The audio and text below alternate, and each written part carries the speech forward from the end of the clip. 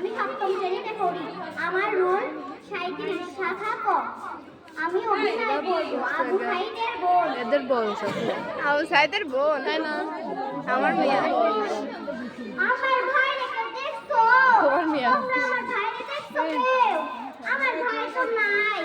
ম্যামের যাবে ভাই দাও গেছে ওই কি দিনে কয় এই কি দিনে কয় স্কুলে গেছে। স্কুলে গেলে ইউনিভার্সিটি চাকরি পাইব